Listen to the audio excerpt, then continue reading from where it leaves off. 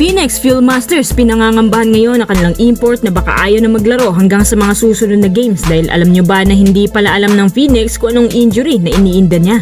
Ito ay sinabi mismo ni Charles Tew pagkatapos na batalo laban sa Converge. Isang blowout loss nga ang nakuha laban sa kanyang former team lalo pat may bagong import pa naman ang Converge na isang former import din ng Phoenix last year. Kinonsidera po ang import na to na monster import na nakakuha lang naman ng double-double 32 points, 12 rebounds, 3 assists.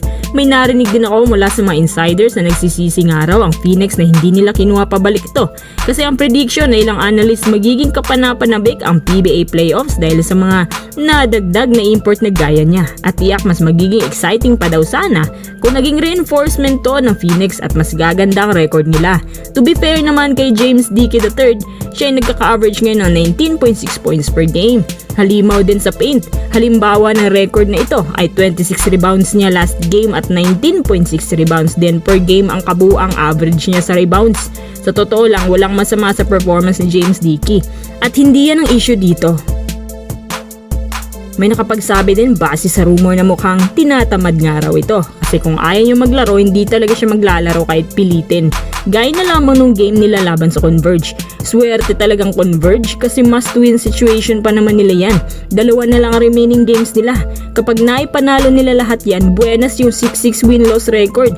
At mag-aantay na lang sa resulta ng game ng Phoenix, San Miguel or Magnolia na parehong may tigta 3 games pang natitira. Prediction ng mga tao, baka Phoenix ang papaldo sa 8 seed niyan kung mamalasin. Habang ang San Miguel may posibilidad na umangat sa ika-6 or ika-7. Lalo pat meron silang monster import din na si Benny Boatwright on board. Kung ang Magnolia naman manalo lamang ng 1 or 2 sa kanilang remaining games paglalaban ng Magnolia at Converge ang final 8 spot. At kung sinong mananalo makakatapat ng rain or shine. Habang yung sa may bandang ibabaw, sila yung mga secured na sa quarterfinals at yung Ross at probably NLEX ang sigurado din sa twice to beat advantage.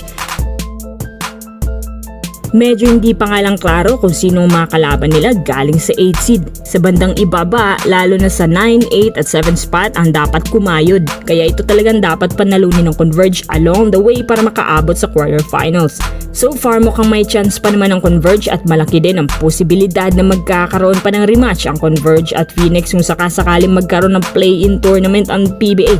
Depende na lang yan sa kung ilang games ang naipanalo nila sa remaining 3 games. Sabi ni Charles Tew, hungrier ang Converge kaya sana sila din dapat kasi hindi pa naman super secured ang Phoenix. Kumbaga, pwede pang mahulog. Tapos ngayon pa nagloko si James Dickey, na-upset din talaga si Tew dahil sa recent attitude niya. Sa totoo lang, gusto sana niya maglaro kahit may injury kasi lumalabas na parang di naman naniniwala ang Phoenix na may injury siya. Or kung may injury, hindi masyadong malala.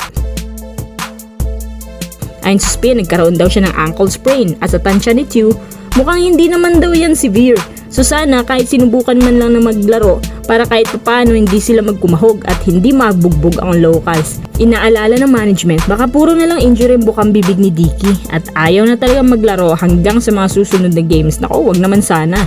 So totoo lang, good matchup sana itong Converge at Phoenix. Kung nandyan lang si Dickey, tiyak mag-iibang takbo ng laro. Parehas explosive ang imports nila. Sa huli, sinabi na lang ni Charles Tew sa kanyang interview na kudos na lang sa Converge kasi kailangan din naman nilang manalo sa labang yun. Kumbaga, sige, bigyan nilang yan sa kanila para at least masagip yung kanilang playoff campaign. Kaya nga dyan pumasok yung mga sagip kapamilya rumor. Ang hiling nila na Phoenix, sana wag nang magloko si James Dickey at maglaro na siya sa mga natitirang games nila na must win din. Hinihintay din pala ng coaching staff ng Phoenix yung resulta ng PT ni Dickey para finally makita na kung gaano pa talaga kalalang injury niya. Kung ano man yan, sana nga hindi malala. Iniintindi na lang ng Charles Tew na baka takot lang daw talaga si Dickey na lumala ang kanyang injury. Ayaw niya i-take risk to kasi kapag puro injury na lang si Dickey, sana pinauwi na lang agad at pinalitan.